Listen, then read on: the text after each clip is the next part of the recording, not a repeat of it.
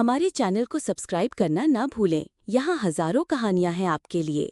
मैं बिल्कुल अकेला हो जाऊंगा, तुम भी चली जाओगी और वो भी चला जाएगा। उसे तो मेरे पास रहने दो। डिप्रेशन की दवाई तुम रोज खाती थी? जय ने पूछा। हाँ, सुबह और शाम को। जरूरत पड़ने पर कभी भी ले लेती थी, मगर शादी के बाद मैंने नहीं खाई। वैसे मुझे पता है कि तुम अब दवाई नहीं खा रही हो। अच्छा, तो आप मुझे नोटिस करते हैं, मुझे नहीं पता था। उसकी बात पर जय मुस्कुराया। करना तो बहुत कुछ चाहता हूँ, मगर क्या करूँ, कोई बीच में आ ही जाता है। वो बेड पर बैठ गया था। जानवी को उसकी बात का मतलब देर से समझ आया। जय, उसने कहा, क्या करें, दादाजी पहुँचने वाले होंगे, तुम जा रही हो? अच्छा, मेरे याद में डिप्रेशन की दवाई फिर मत खाने लग जाना, मुझे उसकी जरूरत नहीं। अब तुम्हें कभी उन दवाओं की जरूरत नहीं पड़ेगी। हम बहुत अच्छी जिंदगी गुजारेंगे, हमारे 2-4 बच्चे और होंगे। कहते हुए जय खड़े होकर अपनी बाहों में ले लिया। जानवी भी उसके सीने से लग गई। मेरे मॉम डैड मुझे हमेशा अपनी बहुत ज़रूरत महसूस हुई है। जिंदगी में मैंने इतना अकेलापन फील किया है। युग के साथ मेरी अटैचमेंट मेरी ज़रूरत थी, क्योंकि इस दुनिया में वो पहला इंसान है जो बिना किसी मतलब के मेरे पास आया और मुझे इतना प्यार दिया। कहते हुए जानवी की आंखों में आंसू आ गए। आपने भी तो मेरी बहुत फिक्र की। मैंने कब तुम्हारी फिक्र की? शादी के दिन आपने डांट कर दवाई खाने से मना किया और कहा कि मैं खाली पेट दवाई खा रही हूँ। मेरी सहेलियों को पूरी रिस्पेक्ट दी, फिर मुझे घर लेने आए। जिंदगी ने दादाजी मुझे बहुत चाहते हैं, मगर वे हर टाइम मेरे साथ नहीं रह सकते थे और उनकी कई मजबूरियां थीं। मगर आप दोनों ने मुझे कभी अकेला नहीं छोड़ा। मेरी हर जरूरत के टाइम पर आप मेरे पास थे और मुझे पता है आपके सामने मुझे कोई कुछ नहीं कह सकता। मुझे प्यार के साथ साथ इज्जत मिली, फिर मॉम डैड भी मिल गए मुझे आपकी वजह से। मैं बहुत खुश हूँ। आज जानवी अपने मन की कह देना चाहती थी। ये तो अच्छी बात है ना, तो फिर रो क्यों रही हो? उसने जानवी की आंखें साफ की। ये सही मौका था जिसका मैं पूरा फायदा उठा सकता था। जानवी जैसे अलग हुई। कौन सा फायदा? उसने कहा। तुम तो खुद मेरे प्यार में गिरफ्तार हो, मैं थोड़ा फायदा तो उठा ही सकता हूँ। कहता हुआ वो उसके होंठों पर झुक गया। थोड़ी देर में दादा आ गए थे। जानवी चली गई। उसके जाने के बाद जय के फोन पर किसी का मैसेज आया। वो गाड़ी की चाबी उठाता हुआ, वो भी बिना सिक्योरिटी के, अकेला ही बाहर निकल गया था। उधर प्रीति को प्रदीप मेहता की फिक्र थी। उसे जय ने आज घर जल्दी जाने को कहा था, तो वो भी दोपहर के बाद घर आ गया। जैसे ही वो घर में एंटर हुआ, उसने देखा प्रीति लॉबी के बालकनी के स्लाइडिंग डोर को खोलकर बाहर टेरेस पर बैठी हुई थी। वो लिविंग रूम से ही नजर आ रही थी। प्रीति ने भी उसे देख लिया था। वो अपने कमरे में चला गया। थोड़ी देर बाद कपड़े बदल कर आया और किचन में गया। मेड घर पर नहीं थी। वो किचन से वापस आया। उसके हाथ में एक ट्रे थी जिसमें 2 कप रखे हुए थे। वो बाहर जहाँ प्रीति बैठी थी उस तरफ जाने लगा। उम्मीद करता हूँ आपका दिन ठीक होगा, उसने कहा। जी, प्रीति ने सिर्फ इतना कहा। प्रीति को लगा वो वहाँ पर बैठने के लिए आया है। प्रदीप मेहता ने ट्रे में से एक कप उठाया और प्रीति के आगे रख दिया और वो ट्रे लेकर वापस हॉल की तरफ जाने लगा। प्रीति ने उसे रोका नहीं। वो अपने कमरे में चला गया। प्रीति ने दूध का कप उठा लिया। 10 मिनट के बाद प्रदीप मेहता वापस प्रीति के पास आया जो वहीं बैठी थी। आप डॉक्टर के पास कब गई थी? मुझे लगता है अगर आप कहें तो हम लोग डॉक्टर के पास चलते हैं। चेकअप होना बहुत जरूरी है। ठीक है, प्रीति ने भी मना नहीं किया था। जब वरुण जिंदा था वो उसी के साथ डॉक्टर के पास गई थी। डॉक्टर के यहाँ से लौटते हुए उन्हें वहाँ ज्यादा टाइम नहीं लगा था। जैसे ही प्रीति गाड़ी में बैठने लगी, उसकी नजर अस्पताल के बाहर लगी हुई स्टॉलों पर गई। उनमें एक गोलगप्पे की स्टॉल भी थी। मुझे गोलगप्पे खाने हैं। क्या? प्रदीप मेहता ने हैरानी से कहा। हाँ, ऐसा लगता है अगर नहीं मिले तो मैं मर जाऊंगी। अच्छा, तो ठीक है, चलिए। प्रीति गोलगप्पे खाने लगी और प्रदीप मेहता साइड में खड़ा गूगल पर सर्च करने लगा। चले, हो गया, प्रीति ने कहा। हम लोग पैक भी करवा लें। जब खाने होंगे फ्रेश मंगवा लेंगे, पैक कराने की जरूरत नहीं है। जानवी दादाजी के साथ घर पहुंची। इस बार पूरी फैमिली ने उसका अच्छे से स्वागत किया था, क्योंकि इस शादी से उसके चाचा जी को फायदा भी हो रहा था। इतना तो वो जान गए थे कि अगर जैसे उन्हें फायदा लेना है तो जानवी से तो अच्छे से बात करना होगा। शाम को उसे रेणुका का फोन आया। मुझे किस लिए फोन किया आज? किसी से मिलने जाना है। भाई का एक दोस्त है, वो बाहर से आया हुआ है। एक्चुअली वो लोग मेरा रिश्ता मांग रहे हैं, तो वो अपनी मदर के साथ हैं। उन्होंने मुझे होटल बुलाया है। तुम चलोगी मेरे साथ? प्रीति भी आ रही है क्या? जानवी ने कहा। नहीं, मुझे लगता है उसकी हाल ही में शादी हुई है, उसे डिस्टर्ब नहीं करना चाहिए। फिर उसकी कंडीशन भी हम लोग जानते हैं। कोई बात नहीं, ठीक है, मैं आ रही हूँ, तुम मुझे पिक कर लेना। हमारे चैनल को सब्सक्राइब करना ना भूलें। यहाँ हजारों कहानियाँ हैं आपके लिए।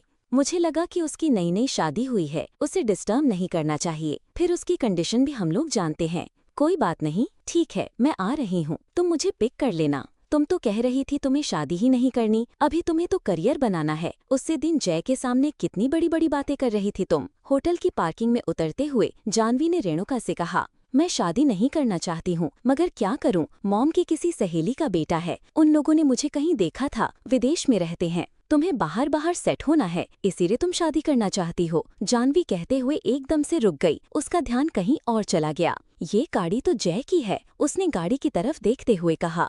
तो जीजू भी यहीं आए होंगे, उनसे भी मिल लेंगे। नहीं, रहने दो, तुम जय को फोन मत करो। रेणुका जो जय को फोन लगाने लगी थी, जानवी ने रेणुका को रोका। हम जिससे मिलने आए हैं उसी से मिलेंगे, तुम अपनी बात बताओ, तुम हमेशा के लिए देश छोड़कर जाओगी? ना तो मुझे शादी करनी है और ना ही उस मॉम की सहेली के बेटे में कोई इंटरेस्ट है। वो लोग घर भी तो आ सकते थे, यहीं पर क्यों आए? बस पूछो मत, घर आए थे, मैं बाहर थी, मैं घर पर नहीं थी, इसीलिए उन्होंने मुझे जहाँ पर खाने पर इनवाइट किया है। एक्चुअली वो चाहता है कि मैं उसके साथ अकेले टाइम स्पेंड करूँ, मैं उसके साथ अकेले नहीं रहना चाहती, तो तुम्हें बुला लिया है। तुम उसे अभी तक मिली नहीं हो? जानवी ने पूछा। वो दोनों लिफ्ट में आ चुके थे टॉप फ्लोर पर जाने के लिए। तस्वीर देखी होगी, कैसा है? माँ ने दिखाई थी, मैंने देखी ही नहीं। वो लोग लिफ्ट से टॉप फ्लोर पर एंटर करते हैं। वैसे इतने आलीशान होटल में ठहरे हैं तो काफी अमीर होंगे। तुम्हें पता है ना, ये हमारे शहर का सबसे महंगा होटल है और मैंने सुना है ये जो टॉप फ्लोर है ये तो बहुत एक्सपेंसिव है।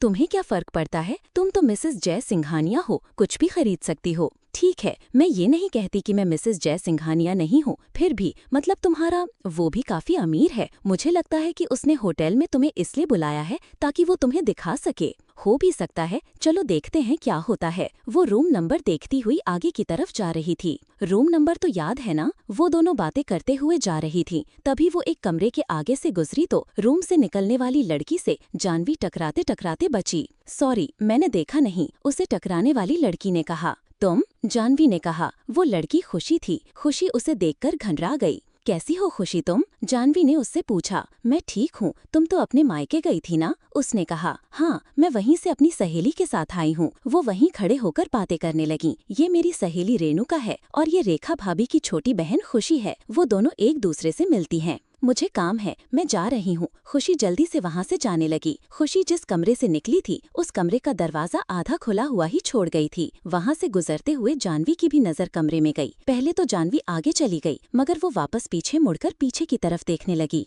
क्या कर रही हो तुम? रेणुका ने उसे ऐसे देखते देखकर पूछा। मुझे ऐसा क्यों लग रहा है कमरे में जय है। जय कहाँ पर कैसे होगा? वह तो खुशी का बॉयफ्रेंड होगा जहाँ से तो खुशी गई है। जानवी उस खुले हुए कमरे के अंदर जाती है तो उसके पैरों तले जमीन खिसक जाती है। वहाँ पर जयराज बेड पर सोया हुआ था। उसने अपनी शर्ट नहीं पहनी हुई थी। कमरे में फूल बिखरे हुए थे। वहाँ पर शराब की खाली बोतल पड़ी हुई थी, जली हुई सिगरेट थी और खाने पीने का सामान पड़ा था। बेड के नीचे जयराज का ब्लेजर और उसकी शर्ट पड़ी हुई थी। लगता है ये नशे में है, उसे देखकर रेणुका ने कहा। फिर उसने जानवी की तरफ देखा। जानवी को सांस लेने में प्रॉब्लम हो गई थी, उसे पैनिक अटैक आया था। जानवी, रेणुका ने घबरा कर कहा। तुम्हारी दवाई है तुम्हारे पास? रेणुका ने पूछा। नहीं, जानवी ने हाथ हिलाया। रेणुका की आवाज सुनकर जयराज ने आंखें तो खोली, मगर वो देखकर फिर सोने लगा। रेणुका उसे वहीं छोड़कर जिन लोगों से वो मिलने आई थी उनके पास पहुंची। वो उस लड़के को बुला लाई। जयराज ने भी उठने की कोशिश की, मगर वो इतने नशे में था कि वो उठ नहीं सका। नशे की वजह से उसे दिखाई भी नहीं दे रहा था। रेणु उस लड़के की हेल्प से जल्दी से जानवी को हॉस्पिटल लेकर जाती है।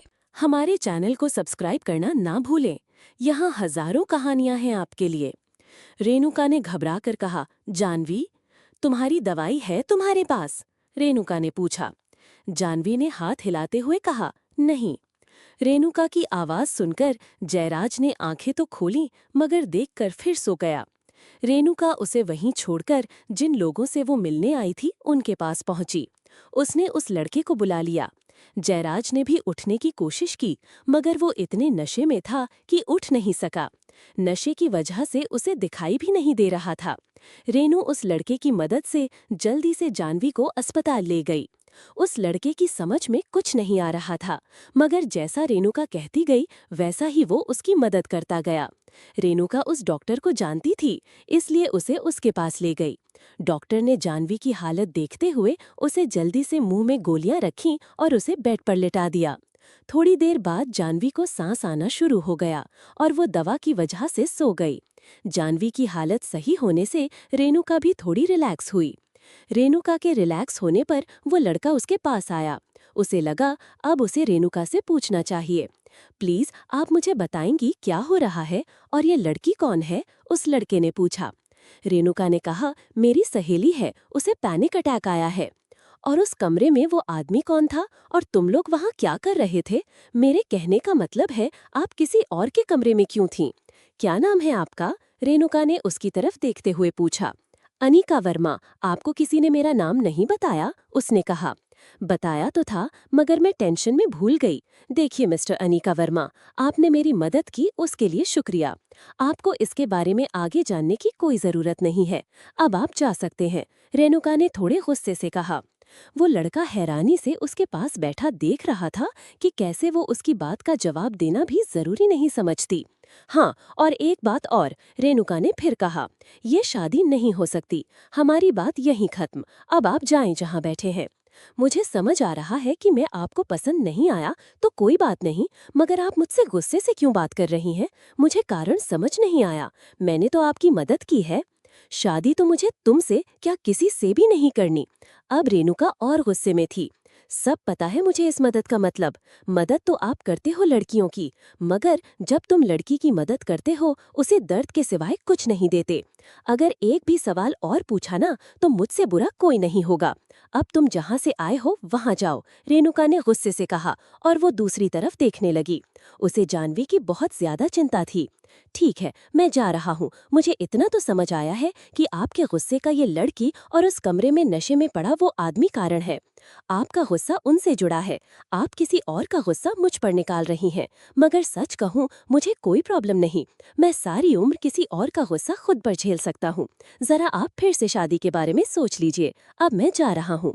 अनिका यह कहता हुआ जल्दी से वहाँ से बाहर निकल गया, क्योंकि उसे डर था कि रेणुका को और गुस्सा न आ जाए। वो अस्पताल से बाहर निकल गया। रेणुका उस पर गुस्सा हुई थी, मगर वो खुश था। शादी तो मैं तुमसे ही करूंगा, चाहे कैसे भी मनाना पड़े। वो लड़का बाहर निकलकर किसी को फोन मिलाता है। हमारे होटल के उस कमरे नंबर में जो गेस्ट है उनके बारे में पता करो। रेणुका ने जानवी के दादाजी को फोन कर दिया था। वो करना तो नहीं चाहती थी, मगर इस वक्त जानवी को उनकी बेहद जरूरत थी। वो बहुत परेशानी में थी। इस समय वो प्रीति से बात करना चाहती थी, मगर प्रीति तो खुद इतनी बड़ी परेशानी में थी तो वो क्या बताती। उसे जानवी की बेहद चिंता हो रही थी। हम तीनों सहेलियां अपनी जिंदगी में इतनी खुश थीं, मगर इंसान को शादी कभी नहीं करनी चाहिए। जयराज बड़ी केयर करता था उसकी। कहती थी मेरी दवाई ना छूट गई उसकी वजह से। वो तो देख लिया उसका रूप। जो उसे दिन होटल में देखा था उसके बाद भी जानवी उस पर यकीन करने चली थी। बेवकूफ लड़की। और प्रीति, क्या मिला प्रीति को? उसने वरुण से प्यार किया, शादी से पहले प्रेग्नेंट हो गई। खुद तो मल गया, मगर उसे प्रीति का क्या? इसकी जिंदगी इतनी बड़ी परेशानियों में घिर गई। और फिर उसी के बड़े भाई से शादी करनी पड़ी, वो भी इस जयराज के कहने पर। उसी का असिस्टेंट है। मेरी दोस्त की जिंदगी तो बर्बाद हो चुकी है। अब मैं किसी के साथ शादी करके अपनी जिंदगी बर्बाद नहीं करने वाली। मुझे खुद के पैरों पर खड़ा होना है और अकेले रहना है। और इन दो बेवकूफ़ों की भी मदद करनी है मुझे। रेणुका बैठी अपनी दोनों सहेलियों के साथ साथ खुद की जिंदगी के बारे में भी सोच रही थी। चाहे जो हो जाए, मैं शादी कभी किसी से नहीं करूंगी। रेणुका इस बात से अनजान थी कि कोई उसके गुस्से पर ही मर मिटा था। क्या वो उसका पीछा कैसे छोड़ेगा? हमारे चैनल को सब्सक्राइब करना न भूलें। यहाँ हजारों कहानियां हैं आपके लिए। रेणुका अपनी दोनों सहेलियों के साथ बैठी अपनी जिंदगी के बारे में सोच रही थी। उसी का असिस्टेंट है। मेरी दोस्त की जिंदगी तो बर्बाद हो चुकी है। अब मैं किसी के साथ शादी करके अपनी जिंदगी बर्बाद नहीं करने वाली। मुझे खुद के पैरों पर खड़ा होना है और अकेले रहना है। और इन दो बेवकूफ की भी हेल्प करनी है मुझे। चाहे जो हो जाए, मैं शादी कभी किसी से नहीं करूंगी। रेणुका इस बात से अनजान थी कि कोई उसके गुस्से पर ही मर गया था। वो उसका पीछा कैसे छोड़ेगा? रेणुका के दादाजी और चाचाजी आ गए थे। उन्हें रेणुका से पूरी बात पता चल चुकी थी। रेणुका की बात सुनकर उसके दादाजी काफी टेंशन में थे। वे डॉक्टर से मिलने चले गए। आज रात तो यहीं रहना था। डॉक्टर ने यही कहा, उसकी सेहत के लिए अच्छा होगा, क्योंकि उसका बीपी भी डाउन था। डॉक्टर को प्रीति को दिखाने के बाद प्रदीप मेहता घर आ गया था। उसे कोई काम था। उसने घर जाकर जयराज को फोन किया। जयराज के फोन पर रिंग जाती रही मगर उसने फोन नहीं उठाया। उसे काफी फिक्र हुई क्योंकि ऐसा नहीं होता था। जयराज फोन काट देता है। अगर उसे फोन नहीं उठाना होता फिर कोई मैसेज या व्हाट्सएप मैसेज करता है। आज सिर्फ बेल जा रही थी। प्रदीप मेहता ने जयराज के सिक्योरिटी इंचार्ज को फोन किया। सर कहाँ हैं? फोन नहीं उठा रहे। नहीं, हम लोग साथ नहीं हैं। सर शायद कहीं अकेले ही गए हैं, सिक्योरिटी इंचार्ज ने बताया। तो क्या मैडम भी साथ में हैं? प्रदीप मेहता ने पूछा। नहीं, मुझे इसके बारे में कुछ नहीं पता, उसने कहा। प्रदीप मेहता ने जानवी के फोन पर फोन किया। जानवी का फोन रेणुका के पास था। प्रदीप मेहता का नंबर देखते हुए रेणुका ने फोन उठा लिया। भाभी, सर फोन नहीं उठा रहे, प्रदीप मेहता ने सवाल किया क्योंकि उसे जयराज की फिक्र हो रही थी। नशे में पड़े आदमी को कहाँ होश होगा कि उसके फोन पर बेल आ रही है, आयाशी की जा रही है। जानवी से क्या पूछते हो तुम? रेणुका उसे गुस्से से बोली। आप रेणुका जी बोल रही हैं?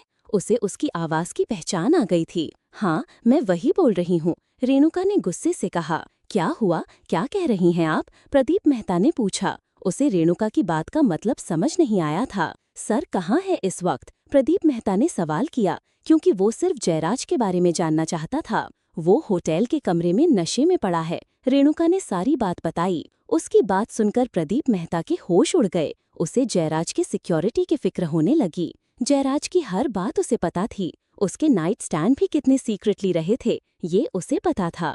किसी को कानों कान खबर नहीं होती थी और अब तो वो जानवी को जान से ज्यादा चाहता था। इसीलिए जानवी की वजह से वो उसकी और प्रीति की शादी में इन्वॉल्व हुआ था। जानवी के चाचा जी थोड़ी देर वहां बैठे। तो फिर पिताजी आप रहेंगे या चलेंगे? उसके चाचा जी ने पूछा। तुम नहीं रुकोगे क्या? देखिए, मुझे सुबह ऑफिस भी जाना है, मैं रात को यहाँ नहीं रह सकता। तो तुम बहू को भेज देना, वो जानवी के पास रह जाएगी और रेणुका को ही घर जाना होगा। अब देखिए पिताजी, इसकी शादी कर दी है हमने, तो अब कब तक इसकी जिम्मेदारी उठाएंगे हम? हो सकता है जयराज इस बात से नाराज हो जाए कि जानवी वहाँ रह रही है। आप अच्छे से जानते हैं, अभी हमने उसके साथ प्रोजेक्ट शुरू किया है। मुझे लगता है जानवी को इस वक्त अपने घर जाना चाहिए, अपने परिवार को संभालना चाहिए, उसके चाचा जी ने कहा और चुपचाप उठकर वहाँ से चले गए। उसके दादाजी परेशानी में वहीं बैठ गए थे जहाँ वे खुश थे कि जानवी अपने परिवार के साथ सुखी है। अब वे हरिद्वार जाने वाले थे मगर अब तो एक नई प्रॉब्लम खड़ी हो चुकी थी। दादाजी, मैं यहीं हूँ, मेरे घर पर बात हो चुकी है, आप फिक्र मत करो, आप भी घर जाओ, सुबह आ जाना। नहीं बेटा, मैं नहीं जाऊंगा। उन दोनों की आवाज सुनकर जानवी की आंख खुल गई थी। मैं दादाजी से कह रही थी कि हॉस्पिटल में हूँ, रात को तुम्हारे पास नहीं, मैं भी घर चलूंगी, अब मैं ठीक हूँ, दवाई ले ली है। जानवी बेड पर से खड़ी होने लगी। चलिए दादाजी, घर चलें। बेटा, हम सुबह ही चलेंगे, तुम हॉस्पिटल में रहो, रात को कोई प्रॉब्लम ना आ जाए। उसके दादाजी को टेंशन थी कि अब जानवी को लेकर घर में क्लेश होगा। वो जानवी को जयराज के पास भी नहीं भेज सकता था, घर भी नहीं ले आ सकता था। रात को रेणुका ने दादाजी को जबरदस्ती घर भेज दिया था और वो खुद उसके पास रुक गई थी। क्या सोच रही हो जानवी? रेणुका ने उससे पूछा क्योंकि जानवी किसी गहरी सोच में छत की तरफ देख रही थी। अब मैं कहाँ जाऊंगी, मुझे वहीं वापस जाना होगा, जानवी ने रेणुका से कहा। तुम ऐसा क्यों कह रही हो? मैं अभी जिंदा हूँ तो मेरे साथ मेरे घर चलो। मेरे साथ जयराज ने ऐसा क्यों किया? वो तो मुझसे प्यार का दावा करता था। वो ऐसा ही था, उसे तुम चाहिए थी, वो मिल गई, अब तुम्हारी अहमियत खत्म। आयाश आदमी है वो, एक नंबर का। हमने गूगल पर क्या सर्च किया था, उसे दिन होटल में क्या देखा था हमने, भूल गई। मगर फिर भी मुझे यकीन नहीं हो रहा, तो उससे पूछना चाहती हो तुम? बना देगा वो कोई कहानी। बात तो तुम्हारी सच है, जो मैंने आंखों से देखा है वो सच्चाई किसी हाल में नहीं बदल सकती। सच हमेशा सच रहेगा। उस घर में नहीं जाऊंगी, चाहे जयराज मुझे लेने आए। दोनों सहेलियां आधी रात तक इसी बात पर चर्चा करती रहीं। जानवी कितनी बार रोई। तुमने प्रीति को तो नहीं बताया ना? नहीं, प्रीति अपनी टेंशन में परेशान है, उसकी लाइफ में इतना सब हुआ है, क्या बताऊं मैं उसे? सही किया, प्रीति को फोन मत करना, जानवी ने कहा। मुझे डर लग रहा है जानवी, रेणुका कहने लगी। किस बात का? तुम दोनों की लाइफ में एक ही दिन में कितना कुछ हो गया, अब मेरी बारी है। क्या पागल हो गई हो क्या? ये हुआ वो इत्तेफाकन हुआ, तुम्हारी लाइफ में सब सही होगा। और हाँ, मैं तो भूल ही गई हूँ, जिस लड़के से हम मिलने गए थे वो तो बीच में रह गया। उसी को तो बुला कर लाई, उसी की हेल्प से तुम्हें जहाँ पर लेकर आई। वो अच्छा लड़का है, जानवी ने कहा। अगर उसने हेल्प की तो वो अच्छा हो गया। रेणुका, तुम इतनी गुस्से में क्यों हो? अब जयराज के किए की सजा तुम अनीक को तो नहीं दे सकती, मगर मेरा शादी नाम के विश्वास उठ गया। कोई बात नहीं, सब ठीक हो जाएगा। जानवी उसे दिलासा देने लगी, क्योंकि उसकी लाइफ में जो हुआ था वो नहीं चाहती थी कि रेणुका अपनी लाइफ के बारे में गलत सोचें। ऐसे ही दोनों सहेलियों की रात गुजर गई थी। अगली सुबह रेणुका का परिवार भी जानवी का पता लेने आ चुका था, मगर जानवी का परिवार से कोई नहीं आया था। उसके दादाजी सुबह 9 बजे पहुँचे। वे काफी लेट हॉस्पिटल पहुँचे। आप अकेले ही आए हैं दादाजी? जानवी ने अकेले देखकर पूछा। हाँ बेटा, चलो अब घर चलें, मैंने हॉस्पिटल का बिल दे दिया है। हमारे चैनल को सब्सक्राइब करना ना भूलें, यहाँ हजारों कहानियां हैं आपके लिए। ऐसे ही दोनों सहेलियों की रात गुजर गई थी। अगली सुबह रेणुका का परिवार जानवी का हालचाल लेने आ चुका था, मगर जानवी के परिवार से कोई नहीं आया था। उसके दादाजी सुबह 9 बजे आए थे। वे काफी देर से अस्पताल पहुंचे थे। सारी रात जानवी सोई नहीं थी। दोनों सहेलियां बातें करते हुए रात को देर से सोई थीं और सुबह जानवी की आंख नहीं खुली थी। जैसे ही नर्स कमरे में आई, उसने रेणुका से बात की तो जानवी की आंख खुल गई। कैसी हैं आप? नर्स ने पूछा। मैडम आते ही होंगे आपको देखने के लिए, आपको छुट्टी भी करनी है। ठीक है। जानवी भी उठकर बैठ गई थी। इतना समय हो गया, तुमने मुझे नहीं उठाया? जानवी ने पूछा। मुझे लगा तुम मुश्किल से सोई हो, इसलिए नहीं उठाया। बात करते हुए जानवी गेट की तरफ देख रही थी। अभी तक कोई नहीं आया मुझसे मिलने? नहीं, दादाजी आते होंगे, रेणुका कहने लगी। वैसे मैंने घर पर फोन कर दिया है, जरूरत पड़ी तो तुम मेरे साथ चलना। तुम्हारे साथ ऐसे कैसे? कहकर जानवी चुप हो गई। क्यों, मेरे साथ जाने में क्या परेशानी है? नहीं, मेरे कहने का मतलब है परेशानी नहीं है, मगर जय नहीं जाने देगा। पागल हो चुकी हो, तुम्हें उसका इंतजार है तो तुम्हें क्या लगता है अब तक उसे होश नहीं आया होगा? अगर उसे आना होता तो जैसे ही उसका नशा उतरता वो तुम्हारे पास आ जाता और तुम उसे माफ करने को तैयार हो। उसकी बात पर जानवी की आंखें भर आई थीं। रेणुका उठकर उसके पास आ गई। क्यों बेवकूफ बन रही हो? जानवी उसके गले लगकर जोर जोर से रोने लगी। मुझे पक्का यकीन था जैसे ही जयराज को होश आएगा वो मुझे मनाने के लिए आएगा। मुझे उसका रात भर इंतजार था। तुम ठीक कह रही हो, अब तक उसे आ जाना चाहिए था। तुम एक बार प्रदीप मेहता से फोन करके पूछो तो सही, वो ठीक तो है ना? बिल्कुल पागल हो तुम, उसे कुछ नहीं होगा।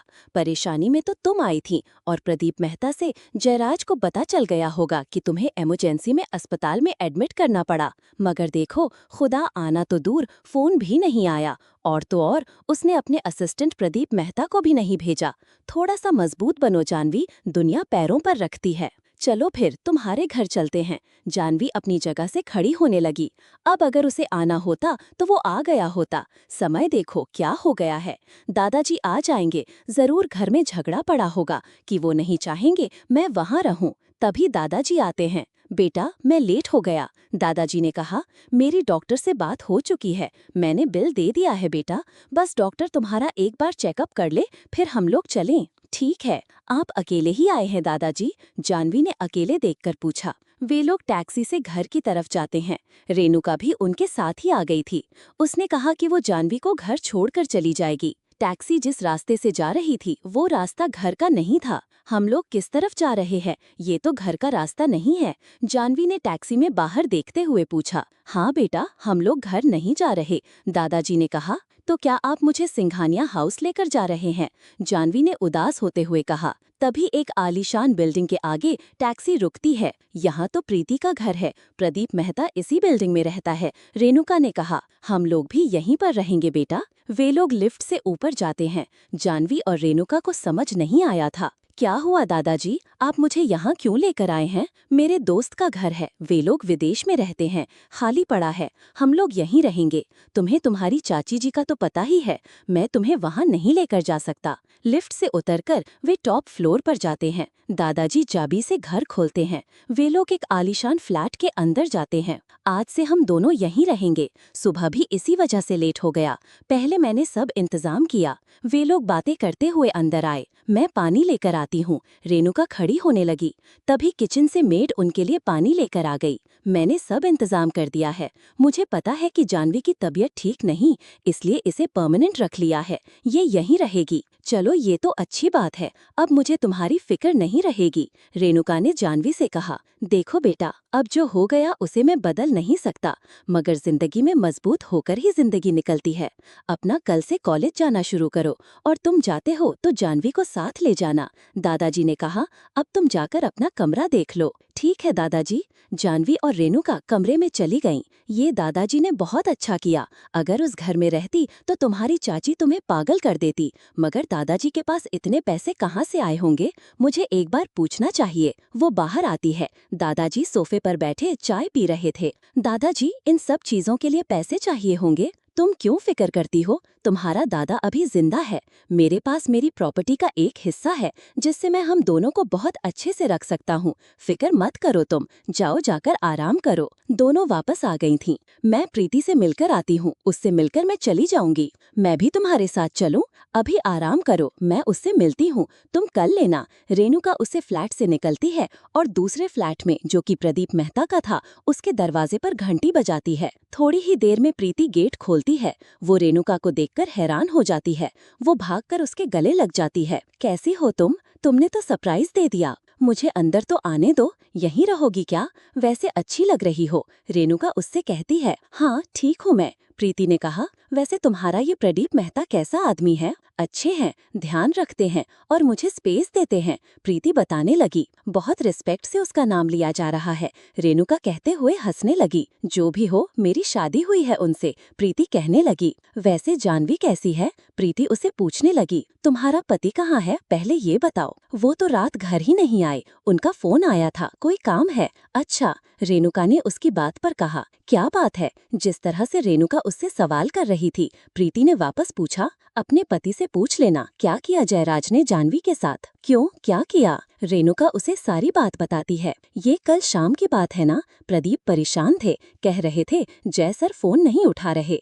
थोड़ी देर बाद वो चले गए, उसके बाद वो अभी तक नहीं आए। वो भी उसी का असिस्टेंट है, संभल कर रहना। मैं जानवी से मिलकर आती हूँ, अभी उसे आराम करने दो, फिर चली जाना। मैं घर जा रही हूँ। रेणुका वहाँ से चली जाती है और प्रीति बैठकर सोचने लगती है।